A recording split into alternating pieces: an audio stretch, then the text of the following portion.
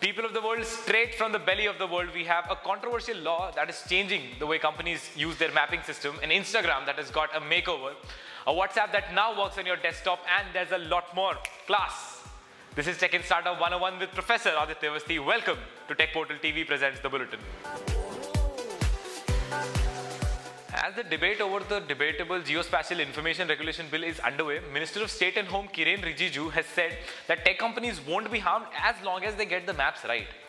Further to what we told you about the law in our previous episodes, it has also become known that exchanging map information between end users like you and I might also violate the legislation. While the tech industry has dubbed it return of the license Raj, Rijiju responded by saying that the Indian government is a lot less punitive than many other countries. Now we wonder if he's talking about China, and we worry if that is an example worth emulating. So Instagram went shopping and bought these amazing new clothes. Yes, the app's icon and user interface have received the facelift that we've been waiting for. The new simplistic icon design and its rainbow background reflect the diverse community on the platform. The user interface has also received a minor facelift and has been toned down to black and white. The navigation layout has also been changed a little. The blue navigation bar and the orange notification pop-ups have been replaced by a simpler and cleaner design. After a series of wanting funding stints, Oyo Rooms has achieved unit-level profitability.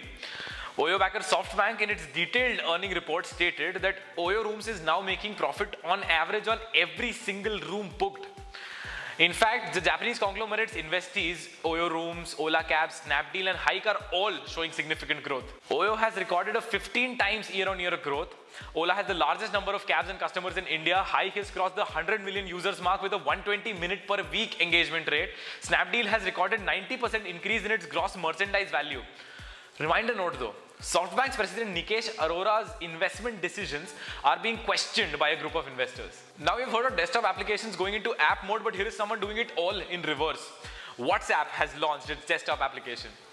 While the layout and functionality are pretty much the same, there is a little added advantage of smartphone syncing, desktop notifications and keyboard shortcuts, etc. The app is currently available on Windows 8 and higher and Mac OS 10.9 and higher. It's time for the startup activity roundup. Fairsent, an online peer-to-peer lending platform, has raised an undisclosed amount of funding in Series A round from JM Financial Products Limited. The company has diluted 9.8% of its stake for the sake of this funding. Fairsent serves as a marketplace for lenders and borrowers to register and interact to strike deals on lending and borrowing. Zarget, a software-as-a-service startup which helps marketers optimize their web pages and conversations, has raised $1.5 million in seed funding from Axel Partners, Matrix Partners and Girish Mathrubootham, founder and CEO of Freshdesk. Zarget has an online tool that helps capture a website viewer's usage pattern. This would be particularly useful for marketers who are selling things online, like in software-as-a-service companies where the entire sales process is online. Rahul Yadav, who goes by the alias of Bad Boy / Maverick of Indian startups after he got removed from his CEO position and housing, has admitted that his newest startup idea, Intelligent Interfaces, is not working. While the idea was never clear in the first place, it had something to do with data analytics. Interestingly, just 5 months ago, Flipkart founder Sachin and Vinny Bansal invested in the company. But now it seems like all of that has gone down the bin. Health and fitness startup Healthify.me has raised a Series A round of funding.